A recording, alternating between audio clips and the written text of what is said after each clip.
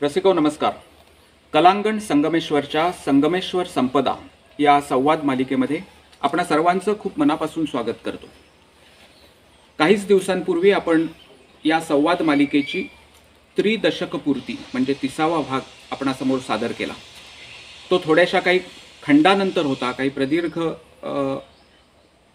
विश्रांतीनंतर आम्ही 30वा भाग सादर केला, कारण दरम्यानच्या काळामध्ये कर्णेश्वर महोत्सव या महोत्सवाचं आयोजन आपण केलं होतं आणि त्यानंतर आता लगेचच हा 31वा भाग घेऊन आम्ही तुमच्यासमोर आलो आहोत. मित्रांनो,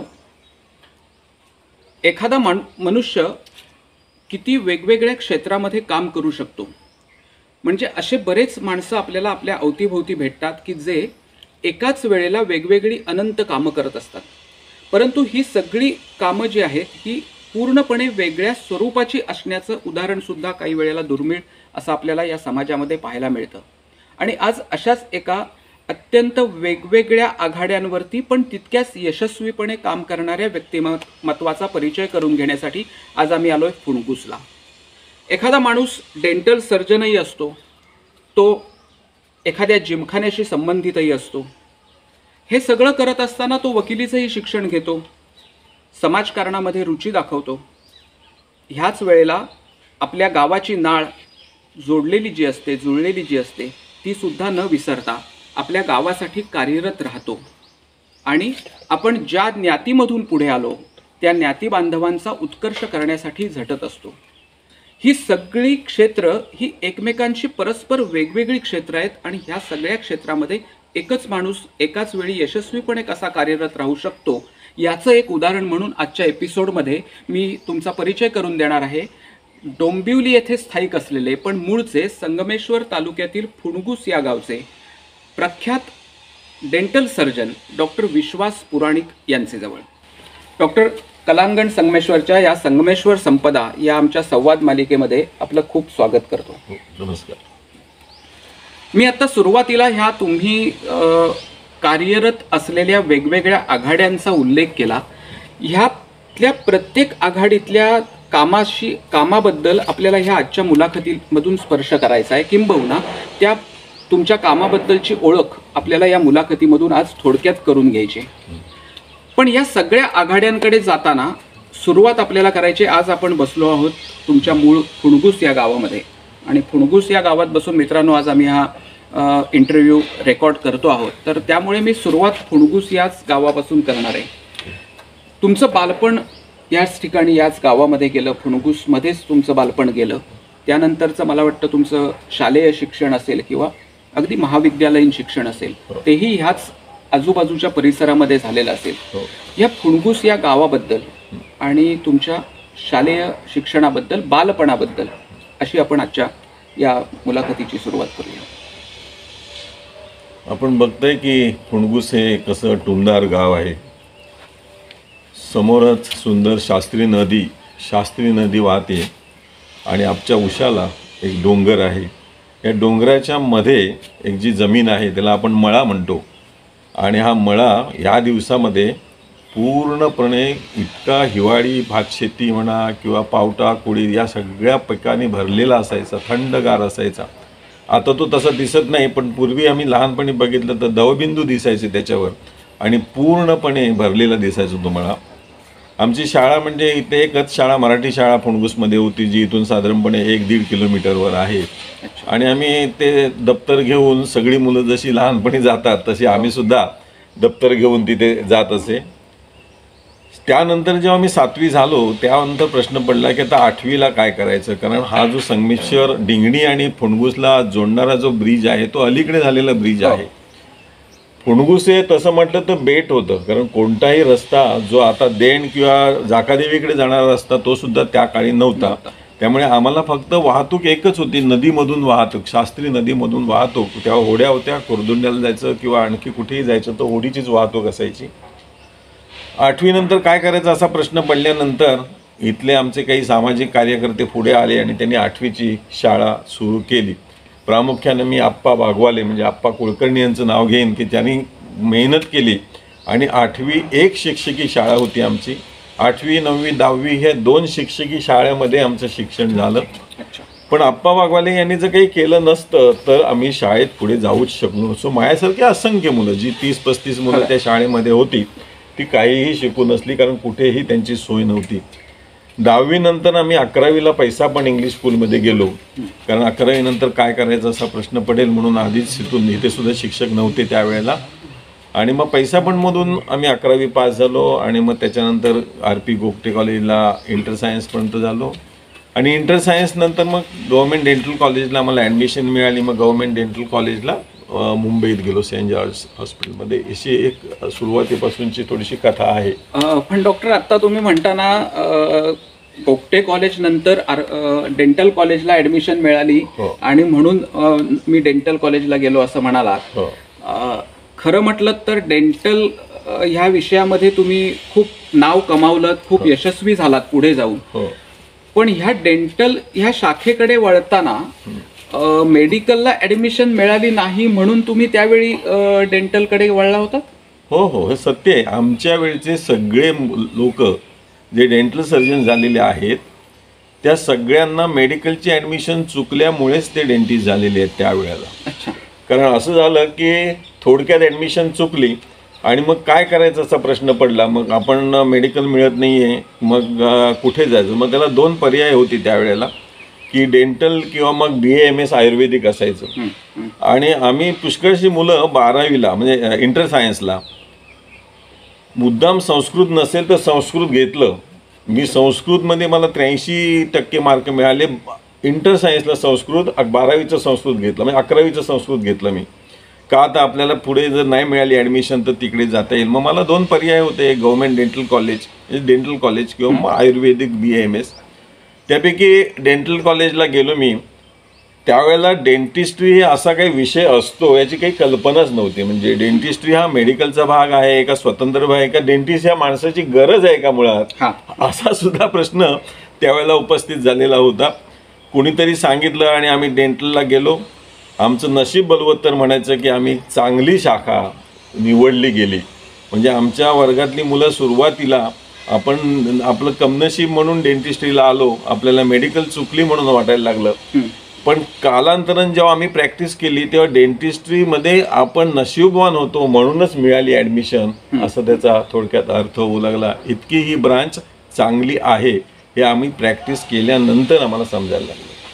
आता तुम्ही म्हणताना असं म्हणालात की डेंटल ही जी काही ब्रँच आहे तर ही समाजाची गरज आहे हेच त्यावेळेला माहिती नव्हतं.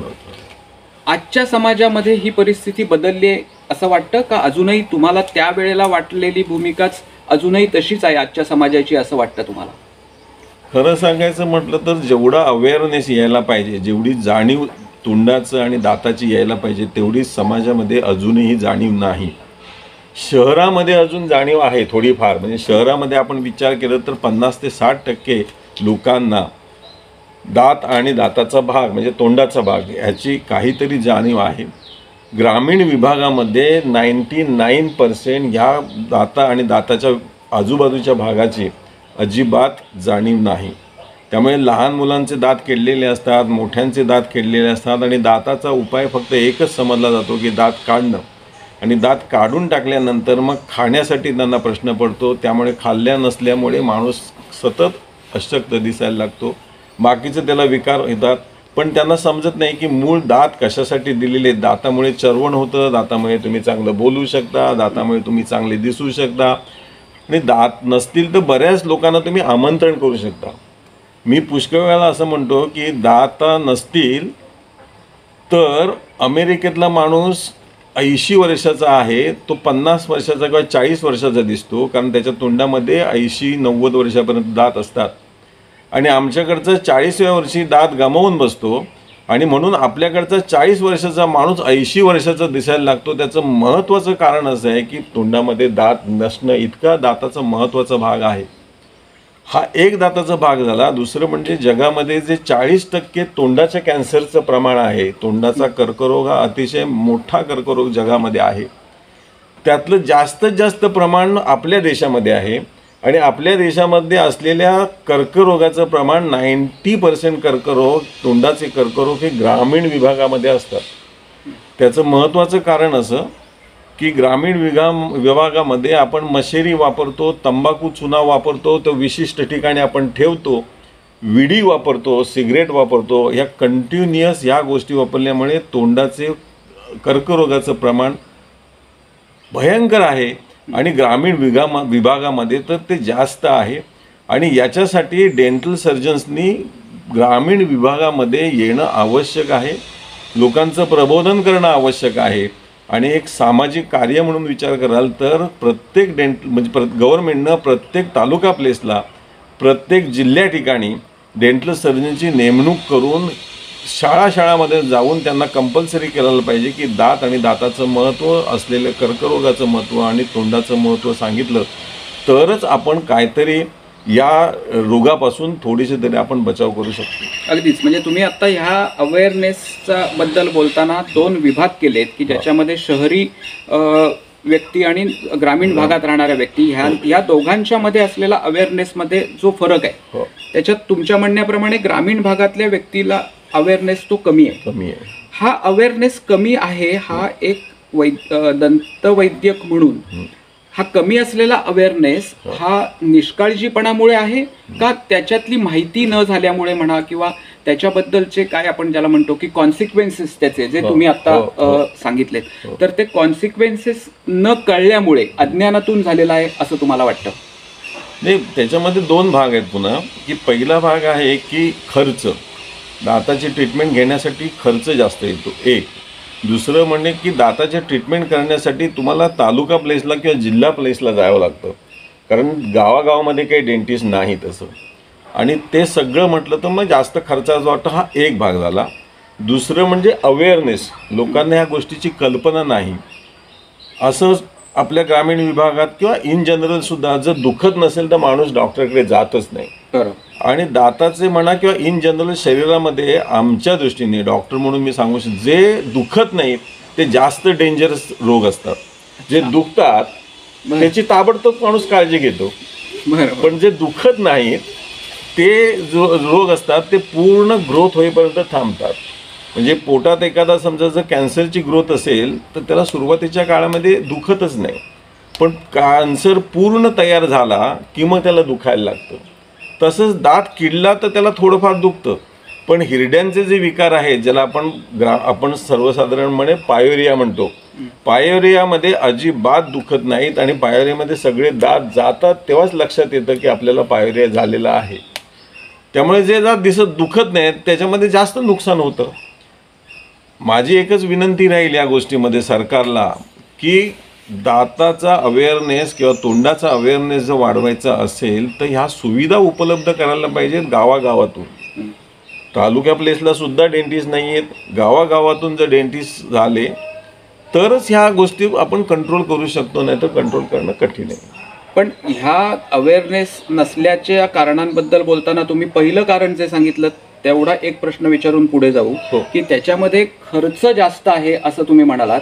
मुळात दातांची ट्रीटमेंट करण्यासाठी जास्त प्रमाणात किंवा जो सामान्य माणसाला परवडणार नाही असं वाटावं अशा स्वरूपामध्ये जो खर्च येतो तर ह्याच्या मागे नेमकं कारण काय? दाताची जी ट्रीटमेंट आहे त्याच्यामध्ये तुम्हाला इन्स्ट्रुमेंट्स खूप लागतात, मटेरियल खूप लागतं. म्हणजे नुसतं तपासलं आणि गोळ्या दिल्या असं होत नाही. त्याच्यामध्ये तुमची जी इन्स्ट्रुमेंट्स आहेत, जी इन्स्ट्रुमेंट फार महाग असतात.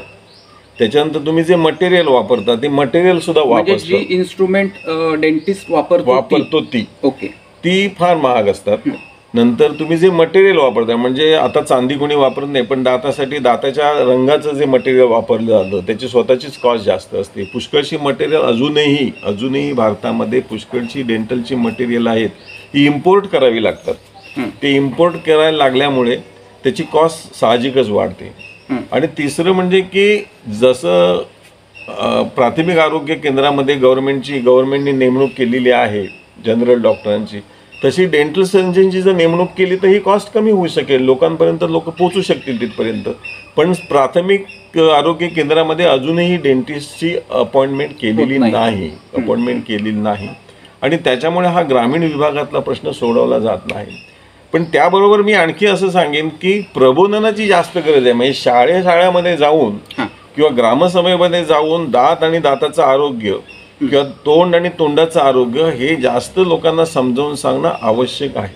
अच्छा, म्हणजे ह्या मुलाखतीच्या निमित्ताने हाही एक विषय आपण समाजासमोर मांडूया की आज ग्रामीण भागात, कोकणात विशेषतः, हो. आम्ही आज संगमेश्वर तालुक्यातल्या मान्यवरांशी बोलतोय गेली 2.5 वर्ष. हो. तर हा सगळा उपक्रम करत असताना भले तुम्ही म्हणता त्याप्रमाणे डेंटिस्ट उपलब्ध नसेल हो. असेल, हो.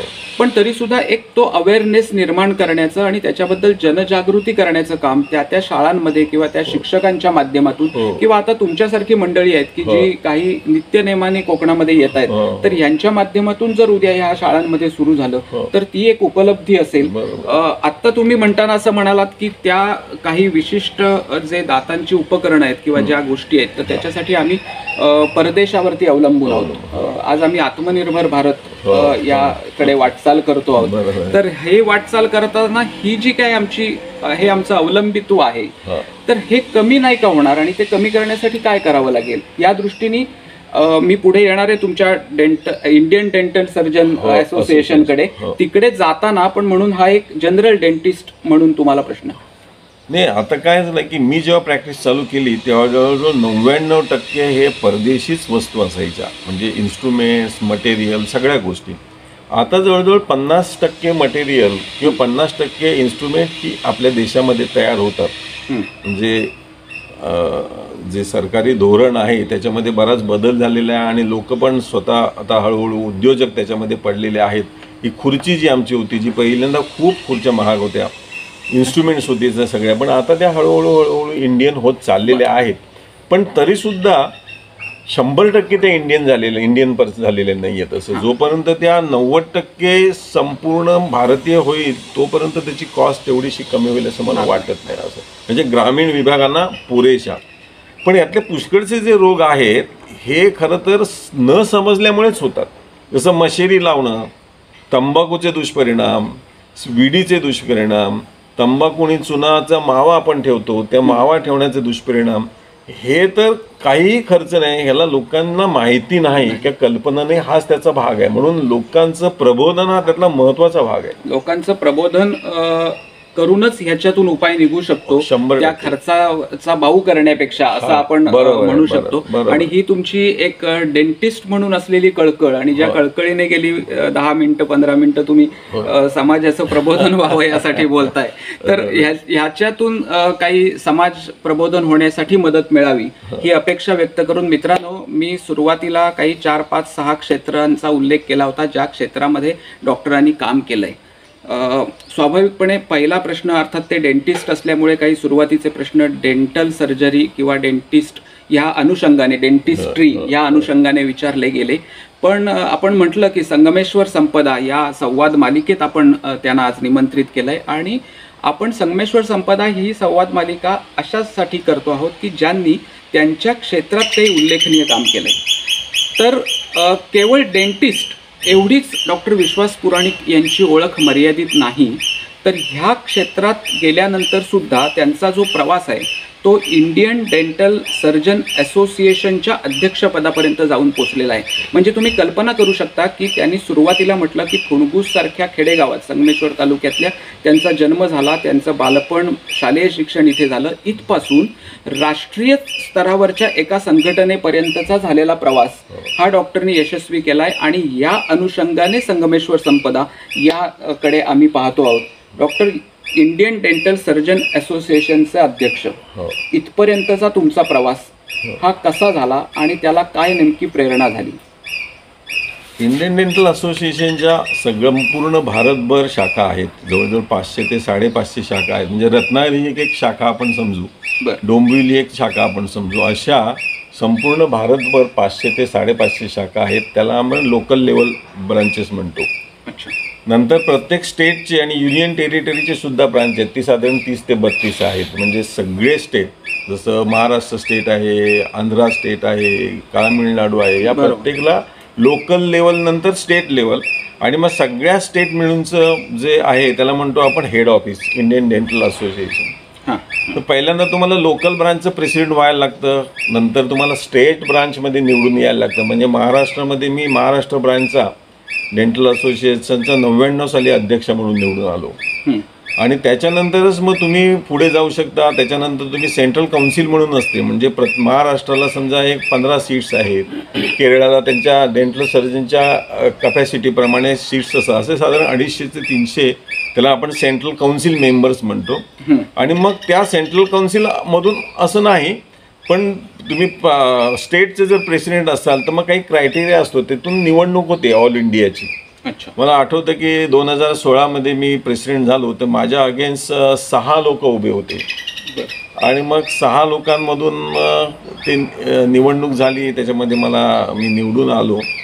पण तो सर्वसाधारणपणे असा प्रवास आहे की तुम्ही ग्रामीण म्हणजे लोकल लेवल म्हणतो आपण त्याला, स्टेट लेवल म्हणतो, आणि मग नॅशनल लेवल म्हणतो. आणि नॅशनल नंतर मग तुम्ही इंटरनॅशनल लेवल. आता मी सध्या इंटरनॅशनल म्हणजे व्हाईस चेअरमन इंटरनॅशनल कमिटी म्हणून त्याचा आहे मी. अच्छा. पण त्याच्यासाठी क्रायटेरिया आहे की तुम्ही नॅशनल प्रेसिडेंट असायला पाहिजे. आता नॅशनल प्रेसिडेंट मी निवडून आल्यानंतर तुम्हाला भरपूर काम असतं सगळ्या स्टेटमध्ये आणि सगळ्या लोकल ब्रांचेसमध्ये. जिथे जिथे इन्व्हिटेशन असतं तिथे तुम्हाला जावं लागतं, तिथे दिवसभराचे कार्यक्रम असतात. 2016 मी प्रेसिडेंट इलेक्ट झालो. मग प्रेसिडेंट आणि पास्ट प्रेसिडेंट असे जवळजवळ 3 वर्ष त्याच्यामध्ये जातात तुमची. आणि त्याच्यामध्ये तुम्हाला भरपूर काम करावं लागतं ऑल ओव्हर इंडिया, आणि परदेशीसुद्धा बरेच वेळा जावं लागतं तुम्हाला. कारण नॅशनल प्रेसिडेंट हा परदेशी जे आहेत इंटरनॅशनल कमिटीज त्याच्यामध्ये हा भारताचा रिप्रेझेंटेटिव्ह असतो असं. अच्छा. आणि मग त्या रिप्रेझेंटेटिव्हमधून त्या लेवलचे इलेक्शन असतात. त्यामुळे इंडियन डेंटल असोसिएशन हे एक चांगलं मोठं नेटवर्क आहे. मुंबईला प्रभादेवीला आमचं 20,000 स्क्वेअर फूटचं हेड ऑफिस आहे. 20,000 स्क्वेअर फूटचं. तिथे आम्ही ट्रीटमेंट करतो, तिथे आम्ही प्रबोधन करतो, तिथे आमचा स्टाफ आहे, साधारण 150पर्यंत आमचा स्टाफ आहे. आणि ह्या सगळ्या शाखांशी संलग्न राहणं, या सगळ्या शाखांना माहिती पुरवणं, ह्या सगळ्या शाखांपर्यंत पोचणं, असं सगळ्या प्रकारचं काम तिथून चालतं. आणि अध्यक्ष हा त्यातला महत्त्वाचा भाग असतो. पण आता तुम्ही त्या म्हणजे इंडियन डेंटल सर्जन असोसिएशनच्या बद्दल आपण बोलत असताना तुम्ही इंटरनॅशनल कमिटीचाही उल्लेख केला. मग त्या ह्या म्हणजे इंडियन असोसिएशनचीच पुढची पायरी इंटरनॅशनल कमिटी अशी आहे. आणि त्याचा कार्यकाळ काय आहे तुमचा आता? इंडियन डेंटल असोसिएशन सारख्या जी असोसिएशन इंडियाची आहे तशा प्रत्येक देशाच्या आहेत. आम्ही त्याला FDI म्हणतो, वर्ल्ड डेंटल असोसिएशन. त्याला नाव आहे FDI. ओके. तर त्या FDI मध्ये साधारणपणे 199 देश आहेत. तर त्यांची निवडणूक सुद्धा दरवर्षी याच पद्धतीनं होत असते. फक्त आपल्याकडे प्रेसिडेंटचा काळ, अध्यक्षांचा काळ 1 वर्षाचा आहे. इंटरनॅशनल कमिटीमध्ये तो 2 वर्षाचा काळ असतो. म्हणजे प्रेसिडेंट इलेक्ट आणि मग प्रेसिडेंट झाला की तो 2 वर्ष असतं. आणि या 199 देशामधून तिथे वोटिंग असतं. म्हणजे त्यांची सुद्धा एक कॉन्फरन्स असते. म्हणजे आता मी दरवर्षी कॉन्फरन्स असते. आता यावर्षी आपली कॉन्फरन्स आहे सिडनीला, ऑस्ट्रेलियामध्ये आहे. ती साधारण सप्टेंबरला असते. आणि त्याच्यामध्ये जे प्रेसिडेंट आणि पास्ट प्रेसिडेंट असतात ते जातात. म्हणजे आता मी पास्ट प्रेसिडेंट आहे आणि आमचं प्रेसिडेंट, तर आम्हाला वोट्स असतात. आमच्या देशामध्ये आम्हाला इंडियन डेंटल असोसिएशनला 10 वोट्स आहेत आमच्या कॅपॅसिटीप्रमाणे. तर अमेरिकेला काय 15 वोट्स असतील, ऑस्ट्रेलियाला 5 वोट्स असतील. असे जी वोट्स आहेत असे 199 पैकी त्यावेळेला 150 देशाचे लोक तरी येतात. आणि त्यातून मग ते वोटिंग होतं आणि त्यातून प्रेसिडेंट निवडला जातो. आणि प्रेसिडेंट बरोबर आणखी काही कमिटीज असतात, एज्युकेशन कमिटी, हेल्थ कमिटी, अशा निर्णय कमिट्याचं सुद्धा त्याच वेळेला निवडणूक असते. पण इंटरनॅशनल प्रेसिडेंट ही महत्त्वाची पोस्ट असते त्याच्यामध्ये. एकंदर ह्या सगळ्या निवडणूक प्रक्रियेच्या बद्दल माहिती देत असताना मला वाटतं तुमचं संघटन कौशल्य तुम्हाला उपयोगी पडलं, की जे पुढे तुमच्या समाजकारणासाठी सुद्धा त्याच्या उपयोगी आला असेल. आणि म्हणूनच त्याच्यातून तुमची ही पुढची जी सामाजिक कार्यकर्त्याची वाटचाल आहे तर ती घडली असेल. पण इंटरनॅशनल कमिटीबद्दल बोलतोय आपण, म्हणून एक प्रश्न त्याच्याशी संबंधित, की आता तुम्ही भारतातल्या सगळ्या राज्यांमध्येही काम केलं आणि देशातल्या तुम्ही आता उल्लेख केला 199 देश आहेत त्या अंतर्गत. मग ह्या सगळ्या ठिकाणी जगामध्ये दंतचिकित्सा ह्याचा जो काही अभ्यासक्रम आहे तो वेगवेगळा आहे का? सगळीकडे साधारणपणे या डेंटिस्ट्रीचा अभ्यासक्रम एकसारखाच असतो? नाही, सर्वसाधारणपणे सगळीकडे डेंटिस्ट्रीचा अभ्यासक्रम हाच असतो. कारण अमेरिकन बेसवरच आपला सगळा अभ्यासक्रम आहे. म्हणजे पुस्तकं किंवा त्याचं एज्युकेशन किंवा सगळी सिस्टीम पण ह्या ज्या इंटरनॅशनल परिषदा असतात त्याच्यामध्ये प्रत्येक देश आपापल्या देशाच्या समस्या मांडत असतात. आपल्या देशाचे काय प्रॉब्लेम आहेत दाताचे किंवा शारीरिक आरोग्याचे किंवा तोंडाच्या आरोग्याचे, मुख्यत्वे करून तोंडाच्या आरोग्याचे काय समस्या आहेत तो मांडत असतो. मग जपानचा माणूस मांडेल किंवा ऑस्ट्रेलियाचा माणूस मांडेल, इंडियाचा डॉक्टर मांडेल की काय प्रॉब्लेम्स आहेत, आणि त्याच्यानंतर एक कमिटी असते, ती कमिटी त्याच्यावर विचार करते आणि विचार केल्यानंतर मग काही सोयी सुविधा सुद्धा दिल्या जातात. त्या काही राष्ट्र फारच छोटी आहेत त्यांना मदत केली जाते, त्यांच्याकडे काही डेंटल सर्जन्स दिले जातात. सगळ्यात महत्त्वाचं म्हणजे टीचिंग. जे इंटरनॅशनल प्रोफेसर्स असतात ते ह्या ठिकाणी जातात, अशा ठिकाणी की समजा जे सर्वमान्य प्रोफेसर्स आहेत ते प्रत्येक नॅशनल कॉन्फरन्सला जातात आणि मार्गदर्शन करतात.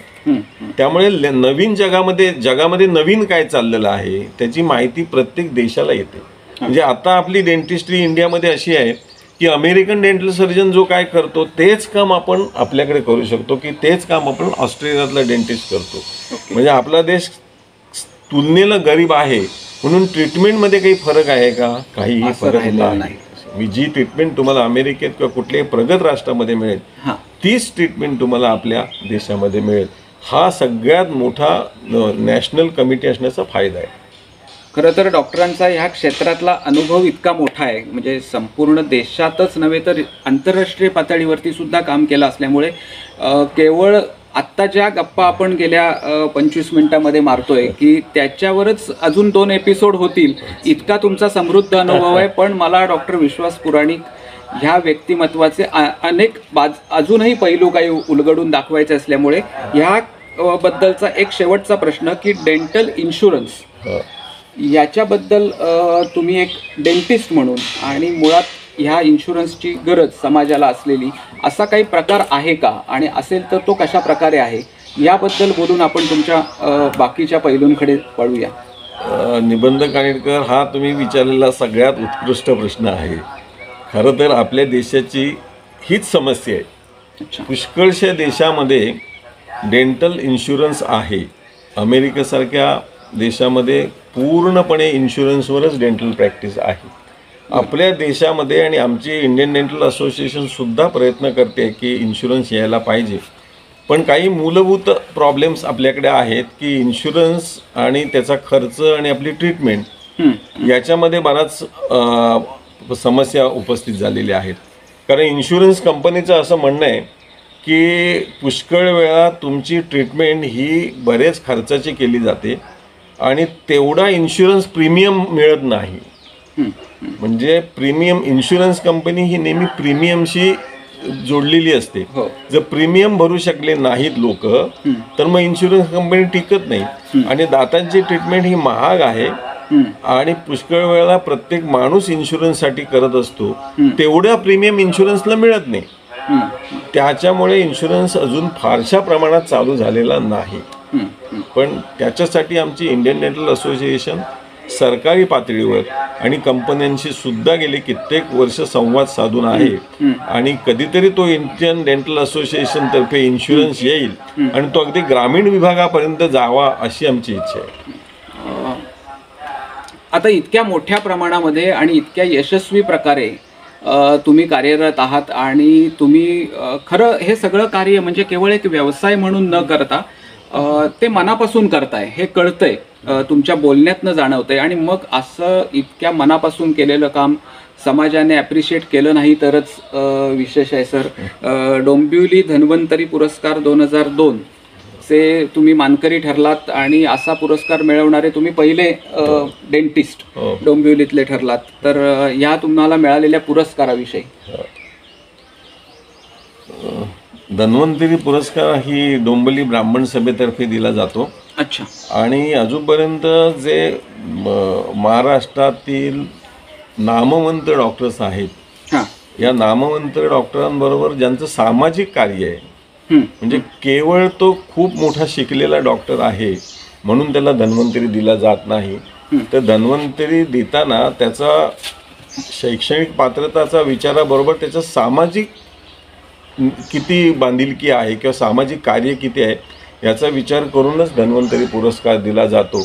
आणि मला सांगायला आनंद वाटेल की डोंबिवलीमधला मी एकमेव डेंटिस्ट आहे की ज्यांना धन्वंतरी पुरस्कार मिळाला जातो. हा एक मानाचा पुरस्कार आहे.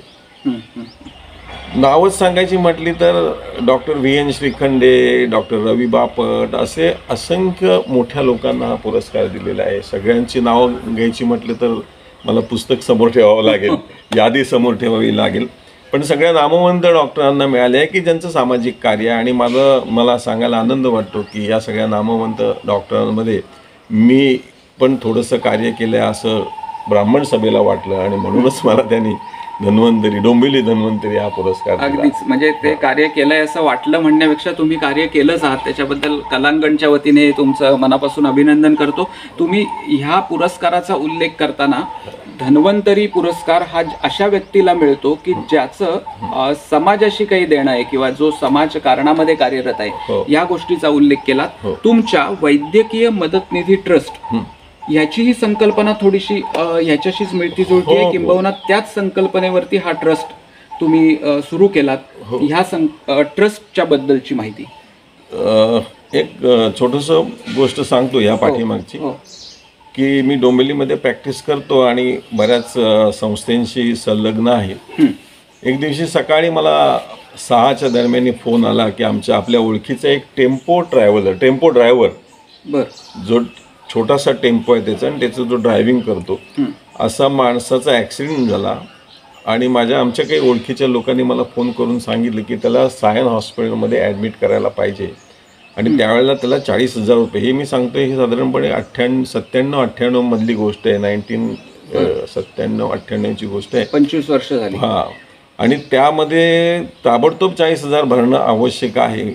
मग आम्ही काही मित्रांनी, काही ओळखीच्या लोकांनी, काही समाजातील लोकांनी ती वर्गणी काढून पैसे जमा केले आणि त्याच वेळेला आमच्या डोक्यामध्ये असा आला विचार की अशी काहीतरी गोष्ट आपण तयार करायला पाहिजे की कुठल्याही माणसाला लागले तर ताबडतोब लागणारी रक्कम तरी आपण त्याला देऊ शकू. असं योगायोगानं मी त्यावेळेला आमच्या देवरुखी ब्राह्मण समाजामध्ये काम करत होतो. तिथे मी अध्यक्ष होतो आणि देवरुखी ब्राह्मण समाजाचं एक जागतिक स्तरावर एक परिषद मी भरवून आणली. त्यावेळेला 2000 मध्ये आम्ही परिषद भरवली, जागतिक देवरुखी ब्राह्मण परिषद. मी अध्यक्ष असताना, डोंबिवलीचा अध्यक्ष. त्या परिषदेमध्ये आपण असं ध्येय ठेवलं होतं की या परिषदेमधून जो फायदा होईल तो समाजासाठी आणि समाजात सुद्धा वैद्यकीय विभागासाठी वापरायचा. म्हणजे माझ्या डोक्यामध्ये हा एक भाग होता की आपण वैद्यकीय मदत कशी करू शकू. आणि पैसा त्यावेळेला 2,500 समाजातले लोक आणि काही समाजातले बाहेरचे लोक सुद्धा आले होते. त्यामध्ये 2,500पेक्षा जास्त लोकांना एकत्र करून 2 दिवसाचा आपण कार्यक्रम केला आणि त्यातून आपल्याला 13 लाख रुपयाचा बेनिफिट झाला, फायदा झाला. 2000 साली 13 लाख रुपये जमा झाल्यानंतर आम्ही असं ठरवलं की सर्वांसाठी, समाजासाठी नाही, संपूर्ण समाजासाठी ताबडतोब कुठली अमाऊंट देऊ शकेल असा आपण निधी तयार करायचा. मग 13 लाखापासून आता वाढत हा निधी हा साधारणपणे आता आपला 80-90 लाखापर्यंत गेलेला आहे. यात सगळ्यात महत्त्वाची गोष्ट म्हणजे सगळ्या लोकांना माहिती असतील की आयडियल रोड बिल्डर्सचे प्रवर्तक किंवा मालक, आयडियल रोड बिल्डर्स म्हणजे महाराष्ट्रामधली सगळ्यात मोठी, आता ती देशातली आणि जगातली सुद्धा मोठी रस्ते बिल्डरचे त्यांचे कंपनी आहे. दत्तात्रय म्हैसकर हे त्या कंपनीचे मालक. त्यांनी छोटीशी कंपनी खूप मोठी केली, पण त्यांच्या कंपनीबरोबरच त्यांना सामाजिक कार्याची अतिशय आवड होती आणि म्हणून डोंबिवलीमधली आणि डोंबिवलीतल्या अनेक कामामध्ये त्यांनी भाग घेतलेला होता. आम्ही ही सुरू केल्यानंतर, कल्पना मांडल्यानंतर त्यांनी सांगितलं की दर महिन्याला मी तुम्हाला 1 लाख रुपये देणार. म्हणजे आम्ही जमवलेले 25,000 रुपये, आम्ही जमवलेल्या रकमेचं व्याज 25,000 यायचं आणि ते दर महिन्याला आम्हाला 1 लाख रुपये द्यायचे. असे 1,25,000ची मदत आम्ही साधारणपणे 10 वर्ष लोकांना केली. आणि ह्या मदतीचं आणि म्हैसकरांना सुद्धा ह्या सगळ्या गोष्टीचं फार कौतुक होतं की तुम्ही ही जी मदत करते आहे ही अतिशय महत्त्वाची मदत आहे. म्हणून ते असेपर्यंत त्यांनी महिन्याला ₹1,00,000 आम्हाला दिले आणि आणखी सुद्धा बरीच मदत केली. मग काही आम्ही पुरस्कार तयार केले. त्याच्यामधला जो पुरस्काराचा कार्यक्रम आपण 28 जानेवारीला आपण फुडगूसमध्येच घेतोय. या पुरस्काराची सुद्धा कल्पना तेथूनच आली की या पुरस्कारामधून 2 गोष्टी लोकांपर्यंत पोहोचतात. एक तो डॉक्टर असायला पाहिजे कारण हा वैद्यकीय पुरस्कार आहे आणि दुसरं म्हणजे की तो समाजकार्य करणारा माणूस पाहिजे. म्हणजे लोकांपर्यंत एक गोष्ट जाते की डॉक्टरी क्षेत्र असून सुद्धा हा माणूस समाजासाठी काहीतरी करतोय आणि नवीन डॉक्टरांना सुद्धा हे लक्षात यायला पाहिजे की फक्त माझा व्यवसाय न करता मी समाजासाठी काही केलं तरच लोकांपर्यंत ते पोचतं आणि अशा प्रकारचं कौतुक आपलं केलं जातं समाजाकडून. आणि म्हणून आम्ही हा आरोग्य सेवावृत्ती पुरस्कार वैद्यकीय मदत निधी ट्रस्टतर्फे दरवर्षी देतो. हा साधारणपणे ₹25,000 पुरस्कार आहे आणि हा सुद्धा याचं जे म्हणजे म्हैसकर फाउंडेशननीच त्यांना प्रायोजकत्व दिलेलं आहे. या म्हणजे एक प्रकारे तुम्ही गरजू रुग्णांसाठी देवदूतच ठरत आहात असं म्हणायला हरकत नाही. पण सर या निमित्ताने विचारतो म्हणजे आता ही मुलाखत पाहणाऱ्यांपैकी सुद्धा अशा काही समाजामधल्या काही कुटुंबांवरती अशा प्रकारची वेळ येऊ शकते आणि मग आपला हेतू तोच आहे की अशा प्रकारे जर खरंच गरजवंत असेल तर त्याच्यापर्यंत ती वैद्यकीय मदत पोचावी. मग अशा पद्धतीने जर ज्याला कुणाला गरज निर्माण झाली तर त्याने तुमच्यापर्यंत कसं पोचायचं किंवा ह्या वैद्यकीय मदत निधी ट्रस्टकडे अशा प्रकारे कोणी समाजातला माणूस संपर्क करू शकतो अशा प्रकारची मदत मिळावी म्हणून? कोणीही माणूस आमच्याकडे संपर्क करू शकतो आणि आम्ही मधून शिबिरं घेत असतो. नंतर हे पुरस्काराचे कार्यक्रम करतो. त्याच्यामध्ये आम्ही सांगतो, आमचा पत्ता देतो. नंतर पुष्कळ लोकांचे आमच्याकडे अर्ज येत असतात. म्हणजे कधी कधी तर 50-60 अर्ज प्रत्येक महिन्याला येतात आणि प्रत्येकाची मागणी साधारणपणे ₹5,00,000 ₹10,00,000 अशी मागणी असते. दुर्दैवानं आपण तेवढी मदत लोकांना देऊ शकत नाही कारण असलेल्या रकमेच्या व्याजातूनच आम्ही मदत करतो. त्यामुळे साधारणपणे 5,000, 6,000, 10,000 आपण ताबडतोब मदत करतो आणि मग ते जास्त लोकांना मदत करतो. कधी 5 लोकांना, कधी 15 लोकांना, कधी 20 लोकांना. पण असं होत नाही की आपल्याकडे अर्ज झालेले नाहीत. असं माहिती पडतं. प्रत्येक साईट आहेत आपल्या, त्या साईटवर सुद्धा आपलं दिलं जातं. अधिक आम्ही जे शिबिरं आणि ह्या सगळ्या लोकांच्या भेटीगाठी घेतो त्याच्यामधून लोकांपर्यंत हा संदेश पोचतो. पण खूप पैशाची गरज आहे. म्हणजे लोकांना खूप पैशाची गरज आहे. अशा ज्या संस्था आहेत त्या तुम्ही एक 80-90 लाख किंवा 1 कोटीचा फंड असून चालणार नाही. तुम्हाला 100-200 कोटीचा फंड असेल तर तुम्ही लोकांना जास्तीत जास्त मदत करू देतात. इतकी लोकांना ह्या वैद्यकीय फंडाची गरज आहे आणि त्या ज्या लोकांना खरी गरज आहे त्यांच्यापर्यंत ही मदत अत्यंत पारदर्शकपणे पोहोचवण्याचं एक निस्पृह काम तुम्ही गेली इतकी वर्ष म्हणजे आता तुम्ही 25 वर्षाचा उल्लेख केलात तर 25 वर्ष तुम्ही करत आहात. त्याच्याबद्दल खरंच तुमचं विशेष अभिनंदन आहे सर. ह्या सगळ्या तुमच्या आत्ताच्या वैद्यकीय मदत निधी ट्रस्टच्या संकल्पना स्पष्ट करतानाच्या उद्देशामध्ये तुम्ही बोलताना देवरुखे ब्राह्मण परिषदेचा उल्लेख केला. मला एका वेगळ्या अँगलनी तुम्हाला हा प्रश्न विचारायचा आहे की विशेषतः जात, पोटजात हा सगळा एक प्रकार एका बाजूला ठेवून आपण असं म्हणतो की मानवता ही जात आणि मनुष्य हाच धर्म आहे. एखाद्या ग्रामीण भागामध्ये राहणाऱ्या माणसाने अशा प्रकारचं कार्य केलं किंवा त्या कार्यामध्ये रुची दाखवली की एखाद्या विशिष्ट पोटजातीच्या संघटनाबद्दलच्या कार्यासाठी रुची दाखवली तर हा भाग एकीकडे. आणि डॉक्टर विश्वास पुराणिकांसारखा माणूस जो राष्ट्रीय स्तरापासून आंतरराष्ट्रीय स्तरापर्यंत कार्यरत असतो आणि समाजातले वेगवेगळे घटक वेगवेगळ्या अर्थाने पाहत असतो, ह्या माणसाने अशा प्रकारच्या संघटनेकडे दाखवलेली रुची हा विषय दुसरीकडे. मला या अँगलनी तुम्हाला विचारायचं आहे की या इतक्या समृद्ध अनुभवातून गेल्यानंतर सुद्धा विशिष्ट पोट जातीच्या संघटनेची गरज तुम्हाला का वाटली आणि त्याची आज समाजाला खरंच कशी गरज आहे? मी उलट म्हणेन की ह्या छोट्या समाजामधून काम करत करतच मी वरच्या स्तरापर्यंत गेलो. मी सगळ्यांना नेहमी हेच सांगत असतो की तुमचं जसं घर असतं, तुम्ही एक 10 भाऊ 4 भाऊ असे सगळं जे तुमचं कुटुंब असतं, हो. या कुटुंबात तुम्ही सुरुवातीला बोलायची सुरुवात करा, कुटुंबासाठी काम करायची सुरुवात करा. त्यानंतर तुमची ज्ञाती असते किंवा जाती असते, त्याच्यामध्ये सुद्धा तुम्ही काम करायला पाहिजे. पण तुमचे विचार असे पाहिजेत की तुम्ही ही फक्त जातीपुरतं मर्यादित न करता हे काम तुम्ही सगळ्यांपर्यंत पोहोचवलं पाहिजे. म्हणून आमचा वैद्यकीय मदत निधी ट्रस्ट हा देवरुखी ब्राह्मणांपुरता मर्यादित नाही, तो सगळ्या समाजासाठी आहे. पण तुम्ही शिकत असताना तुम्हाला जसं कुटुंब महत्वाचं असतं, तर या ज्ञाती म्हणून तुम्ही खूप शिकता. तो प्लॅटफॉर्म उभा राहतो तुमच्या समोर.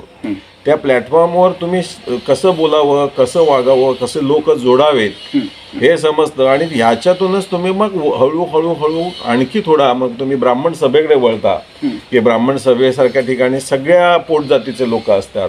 मग या ब्राह्मण सभेकडनं तुम्ही आणखी तालुका लेवलवर किंवा ग्रामपंचायत लेवलवर किंवा म्युन्सिपाल्टी लेवलवर जाता.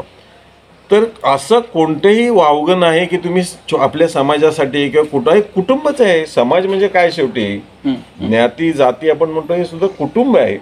आपण त्याचा फार बाहू केलाय आणि आपण त्याचा असा विचार करतो की आपण ज्ञातीचा काल केलं तर लोक आपण संकुचित म्हणतील का. अजिबात संकुचित म्हणणार नाहीत लोक. जोपर्यंत तुम्ही सगळ्या लोकांपर्यंत पोहोचताय तोपर्यंत ज्ञाती कार्याला कोणीही संकुचित म्हणत नाही आणि म्हणूही नाही. ह्यातूनच तुम्हाला शिकता येतं. आणि मला अगदी म्हणजे गर्वाने सांगायला वाटतं की ह्या देवरुखी ब्राह्मण समाजात काम करून मला बोलता यायला लागलं, मला काम कसं करायला समजायला लागलं, मला लोक कसे जोडावं लागलेत. या गोष्टीचा मला आणखी जेव्हा मोठ्या गोष्टींकडे मी वळलो, लाईक डोंबिवली जिमखाना, की जिथे डोंबिवलीतले सगळे टॉप लोक आहेत. म्हणजे ज्याच्यामध्ये रोटेरियन्स आहेत, लायन्स आहेत, इंजिनियर्स आहेत, डॉक्टर्स आहेत, चार्टर्ड अकाउंटंट्स आहेत, इन्कम टॅक्स मधले काम करणारे आहेत, सरकारी अधिकारी आहेत, इंडस्ट्रीतले लोक आहेत. डोंबिवलीतल्या सगळ्या संस्थांमधलं जर मोठं क्रीम असेल तर ती डोंबिवली जिमखाना. पण या डोंबिवली जिमखान्यात काम करताना मला माझा बेस विसरून चालणार नाही की मी ज्या कुटुंबासाठी किंवा ज्या समाजातून शिकलोय कसं काम करावं. आणि डोंबिवली जिमखान्यातून काम करताना मला आणखी जास्त विचार मांडता आले, आणखी चांगलं शिकता आलं. त्यातूनच मला इंडियन डेंटल असोसिएशनच्या अध्यक्षपदी म्हणजे नॅशनल लेवलच्या अध्यक्षपदी काम करता यायला लागलं. तर प्रत्येकाने स्वतःचा दर्जा वाढवण्यासाठी किंवा स्वतःची कुवत वाढवण्यासाठी छोट्या छोट्या समाजामधूनच काम करत जायला पाहिजे. हा त्यातला महत्वाचा भाग आहे. अत्यंत महत्वाचा भाग आहे. आणि तो तुमच्यासारख्या एका ग्लोबल लेव्हलवरती कार्य करणाऱ्या व्यक्तीने जर सांगितला तर तो समाजाला जास्त पटेल म्हणून केवळ हा प्रश्न तुम्हाला विचारला. आता तुम्ही ह्या प्रश्नाच्या उत्तरात जिमखान्याचा उल्लेख केला. डोंबिवली जिमखान्याकडे मला यायचंय की डोंबिवली जिमखाना ही एक प्रसिद्ध अशी डोंबिवलीतली आणि ज्याला नामांकित म्हणता येईल अशी संघटना संस्था, याचंही तुम्ही अध्यक्ष म्हणून कार्य केलं, बराच काळ कार्यरत राहिलात. तर या डोंबिवली जिमखान्याविषयी थोडक्यात बोलून आपण आपल्या आजच्या मुलाखतीच्या समारोपाकडे जाऊया. डोंबिवली जिमखाना ही प्रतितयश संस्था आहे जी 7 ते 8 एकरवर आहे. आणि डोंबिवलीसारख्या ठिकाणी त्यांचा स्वतःचा मोठा चांगला स्विमिंग पूल आहे. सगळे स्पोर्ट्स आहेत म्हणजे बॅडमिंटन आहे, टेनिस आहे, क्रिकेट आहे. तुम्ही नाव घ्या त्या सगळ्या नंतर चांगली रेस्टॉरंट्स आहेत त्याच्यामध्ये. नंतर स्नूकर आहे, बिलियर्ड आहे, चांगले हॉल आहेत त्याच्यामध्ये आणि मोठं ग्राउंड आहे. रोज 500 ते 1000 लोक जे सभासद नाहीत ते लोक सुद्धा रोज सकाळ संध्याकाळ त्या याच्यावर चालायला येतात. असं मुख्यत्वे हा सभासदांसाठी असल्याने आत्ताच मी तुम्हाला सांगितल्याप्रमाणे डोंबिवलीतले सगळं क्रीम या जिमखान्याचे सभासद आहेत. असं डोंबिवली जिमखान्यातर्फे असंख्य बाकीच्या गोष्टी सुद्धा केल्या जातात. जसं वर्षातून एक उत्सव म्हणून कार्यक्रम असतो. या उत्सव कार्यक्रमामध्ये आम्ही नामवंत लोकांना बोलवतो. मग सिनेमातले असतील, स्पोर्ट्समध्ये असतील आणि बाकीच्या लोकांना सांस्कृतिक कार्यक्रम ते सुद्धा आम्ही 7-8 दिवस करतो. डोंबिवलीला मला एका तिथल्या कार्यकर्त्यांनी सुचवलं की तू निवडणुकीला उभा राहा. आणि मग आग्रह झाला म्हणून मी 1999 मध्ये पहिल्यांदा निवडणूकला उभा राहिलो. आणि आश्चर्य म्हणजे की मला सगळ्यात त्यावेळेला जास्त मतं मिळाली, मलाच जास्त मिळाली. आणि त्याच्यानंतर दर 3 वर्षांनी जी निवडणूक झाली त्या सगळ्या निवडणुकीमध्ये मला सगळ्यात जास्त मतं पडली. आत्तासुद्धा मी कार्यकारिणीवर आहे, पास्ट प्रेसिडेंट म्हणून. मी 2 वर्षापूर्वी पास्ट प्रेसिडेंट होतो डोंबिवली जिमखान्याचा. पण डोंबिवली जिमखान्याचा जॉईंट सेक्रेटरीपासून मी काम केलं. डोंबिवली जिमखान्याचा जॉईंट सेक्रेटरी, मग सेक्रेटरी, त्याच्यानंतर उपाध्यक्ष, त्याच्यानंतर उत्सव चेअरमन, अशा सगळ्या स्टेजमधून जाऊन मी अध्यक्ष म्हणून झालो. आणि आत्तासुद्धा कार्यकारिणीवर झालो. एक चांगली संस्था आहे आणि मला स्पोर्ट्सची थोडीशी आवड पण आहे. म्हणजे गेले कित्येक वर्ष मी सकाळी 5 वाजता उठतो. म्हणजे आजसुद्धा सकाळी मी 5 वाजताच उठलो. आमचे वडील सकाळी जर लवकर उठलं नाही तर आम्हाला मारून उठवायचे त्यावेळेला, असं की ते 5 वाजता तू उठायलाच पाहिजे. तुम्ही रात्री कितीही वाजता झोपा पण तुम्ही 5ला उठलं. सूर्योदयाच्या पूर्वी उठणं आवश्यक आहे, पण ती सवय अजूनही आमची गेलेली नाही. आम्ही 5ला म्हणजे 5ला उठणार. रात्री कितीही उशीर झाला तरी 5 ते 5:15ला उठणार. त्याच्यानंतर गेले कित्येक वर्ष मी डोंबिवली जिमखान्यामध्ये स्विमिंगमध्ये जात असे. नंतर बॅडमिंटनचा मी चांगल्या बऱ्यापैकी प्लेयर होतो. आणि माझी मुलंसुद्धा दोन्ही स्पोर्ट्समध्ये आहेत. असं माझा मोठा मुलगा आहे तो स्पोर्ट्समध्ये बराच आघाडीवर आहे. म्हणजे असं हां, चांगला बॅडमिंटन खेळतो तो. आणि ट्रायलॉन नावाची एक गोष्ट असते की जिथे तुम्ही स्विमिंग करता, तुम्ही सायकलिंग करता आणि तुम्ही रनिंग पण करता. त्या तिन्हीमध्ये त्यांनी बरेच मेडल्स मिळवले नॅशनल आणि इंटरनॅशनल लेवलला. असं तो सिंगापूरला गेले, ऑस्ट्रेलियाला गेले, अमेरिकेत गेले आणि त्याच्यामध्ये तिला प्रावीण्य मिळवलेलं आहे.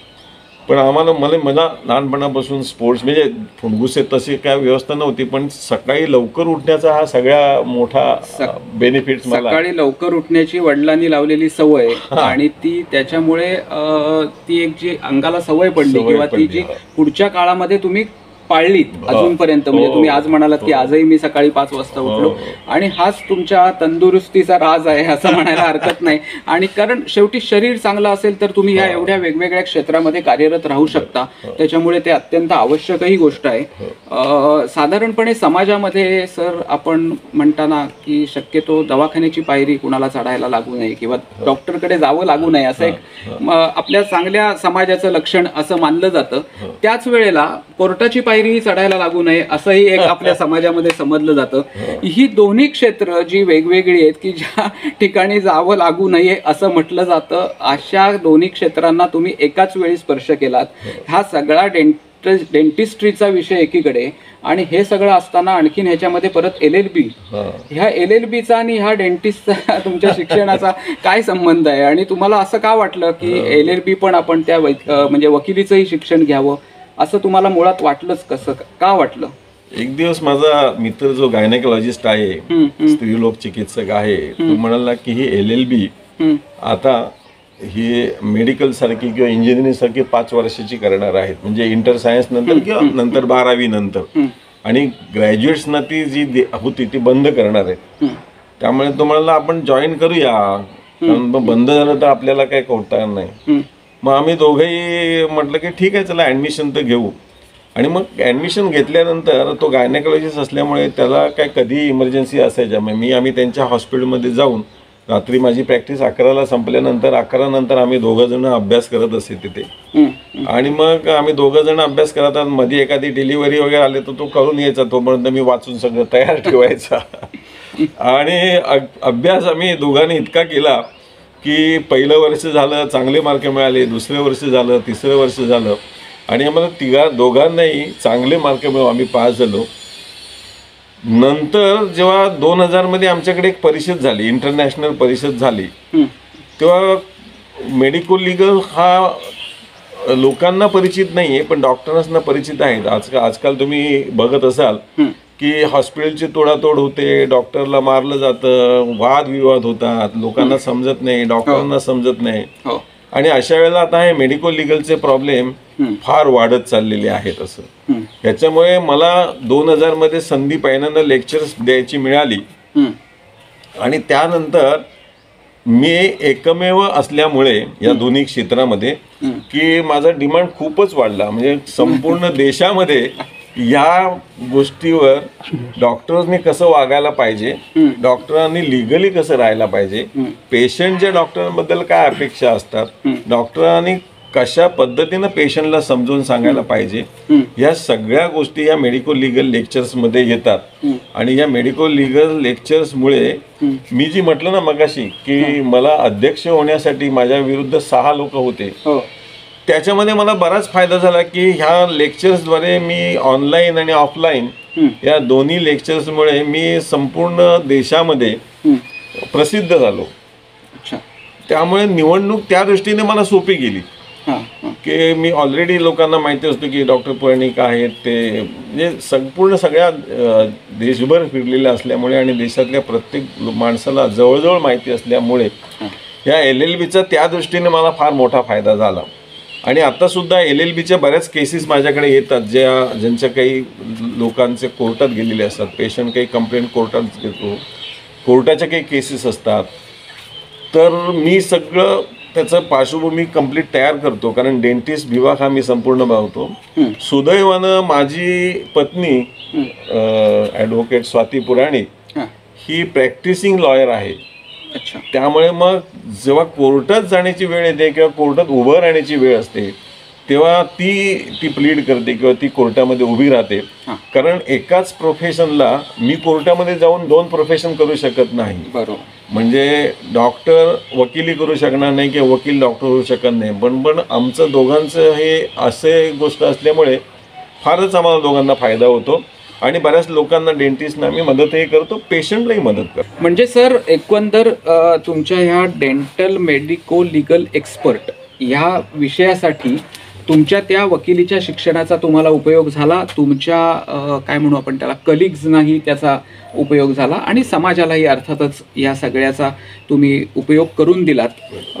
मुलाखतीच्या अगदी शेवटच्या टप्प्याकडे येताना नॅशनल डेंटल कमिशन बिल 2022 हे आपल्या केंद्र सरकारने आणू घातलेलं आहे.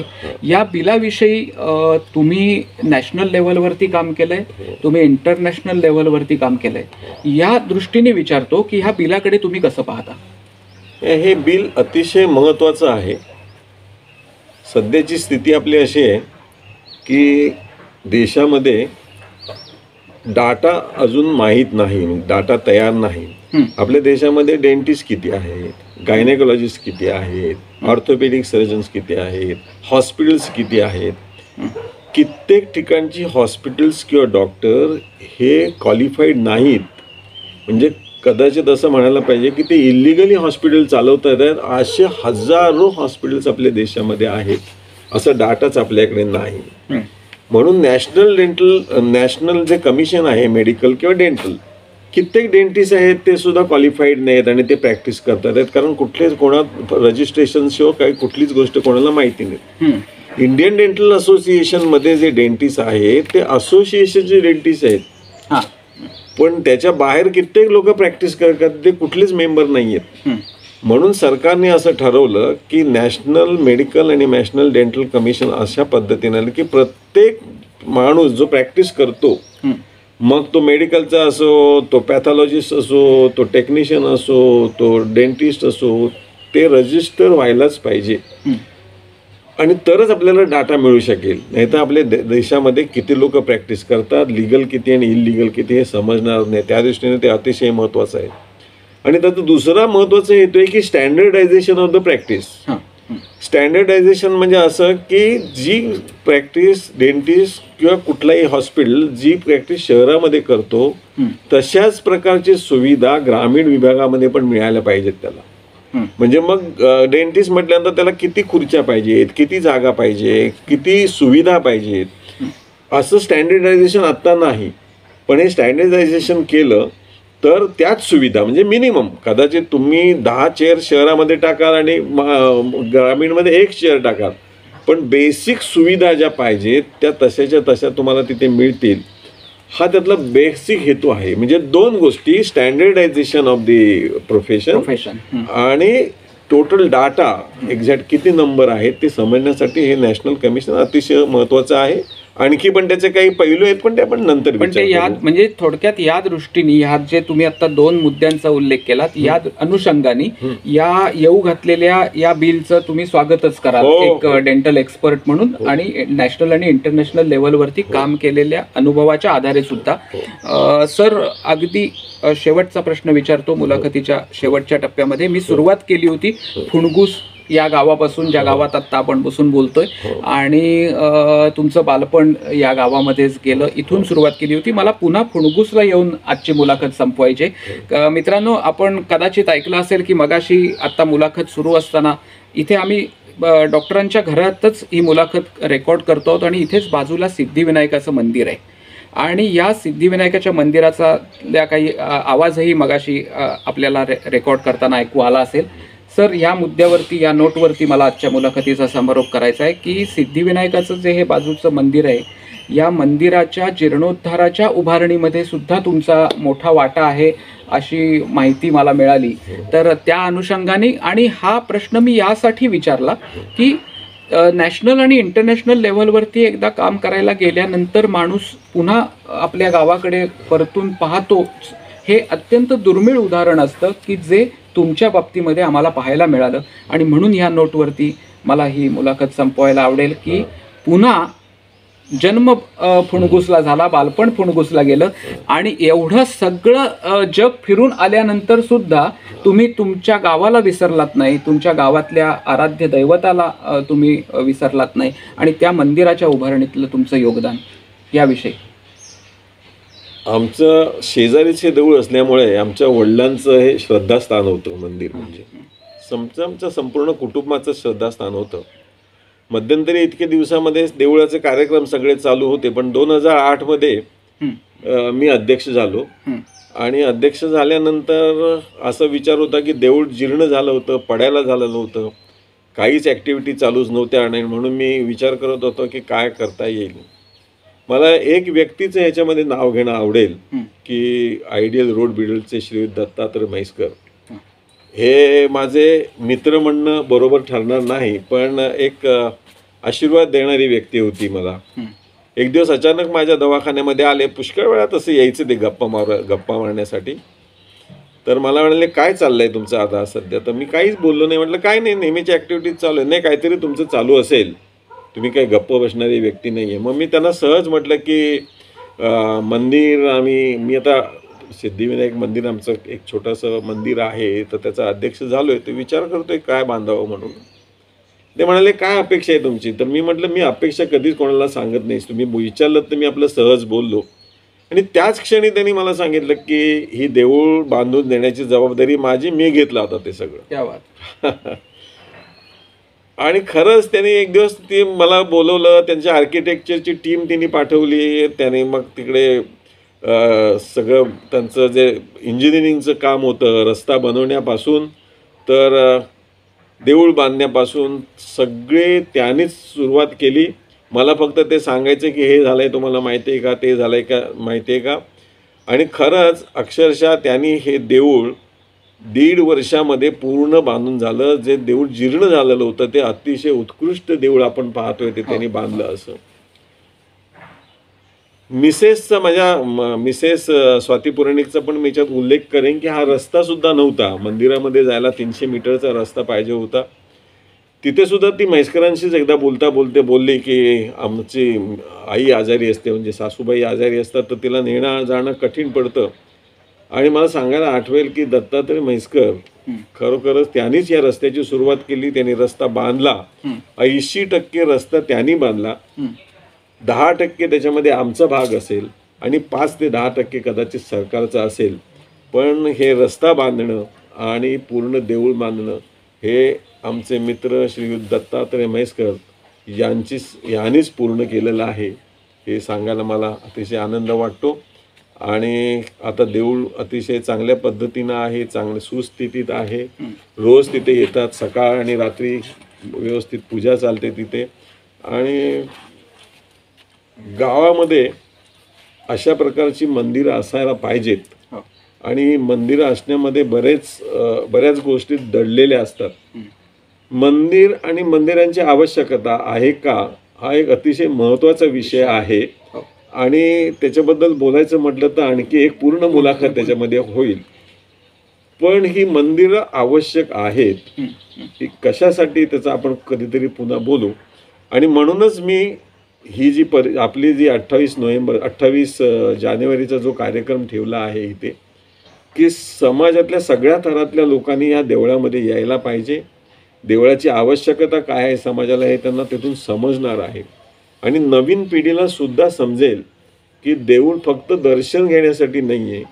देऊळ हे फक्त तुम्ही श्रद्धा आणि अश्रद्धा ह्या गोष्टीवर चर्चा करण्यासाठी नाही आहे, पण त्या व्यतिरिक्त सुद्धा अनेक गोष्टी आहेत की ज्या देवळामुळे समाजामध्ये घडतात. आणि म्हणूनच पूर्वीच्या आपल्या लोकांनी ही देऊळ ही संकल्पना प्रत्येक गावामध्ये मांडली असं माझं ठाम मत आहे या बाबतीत. ज्याचे श्रेय त्यास द्यावे एवढे लक्षात ठेवा असं विंदा करंदीकरांनी एका कवितेमध्ये लिहून ठेवलं. आणि त्या तुमचं कौतुक यासाठी आहे की आज सिद्धिविनायक मंदिराच्या प्रश्नाला उत्तर देताना तुम्ही त्या दत्तात्रय म्हैसकरांचा उल्लेख इतक्या आदराने आणि इतक्या जाणीवेपोटी केला की जे त्यांनी केलंय, जे त्यांच्याकडून त्यांच्यामुळे ते शक्य झालंय. किंवा असं आपण म्हणू शकतो की गणपतींनीच सिद्धिविनायकांनीच त्यांच्या रूपानं हा आशीर्वाद तुमच्यापर्यंत आणि तुमच्या माध्यमातून पोहोचवला. डॉक्टर, या मुलाखतीचा समारोप करताना काय सांगाल? आता मी मगाशी म्हटलं की श्रद्धा आणि अश्रद्धा हो, हा एक चर्चेचा विषय असू शकतो. पण जेव्हा तुम्ही काम करत असता तेव्हा तुमची कुठेतरी श्रद्धा असतेच. मग ती तुमची श्रद्धा माणसावर असेल, मग कदाचित एखादा कार्य करणाऱ्या माणसावर असेल, कदाचित ती एखाद्या देवाबद्दल असेल. असं तशी आमची श्रद्धा ह्या सिद्धिविनायकावर आहे असं. आणि आपल्या कार्यातली जी प्रगती आहे किंवा आमच्या वडिलांनी जो मार्ग आम्हाला आखून दिलेला आहे त्यांची श्रद्धासुद्धा या सिद्धिविनायकावर खूप होती. आणि त्या श्रद्धेच्या बाजूनेच गेला आपण, किंवा श्रद्धेमुळेच आपली एवढी प्रगती होऊ शकते असं मला वाटतं.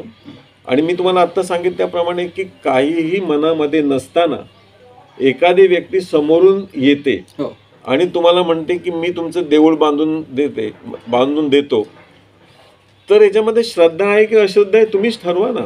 अगदीच. कोणी ही सगळे रस्ता बांधणं जे कठीण होतं, जे देऊळ बांधणं जे कठीण होतं, ज्याच्यामध्ये इतक्या पैशाची इन्व्हॉल्वमेंट आहे ते करणं शक्य नव्हतं, ह्या सगळ्या एकत्र आणणारा जर कोण असेल तर माझ्या कल्पनेप्रमाणे अदृश्य शक्ती.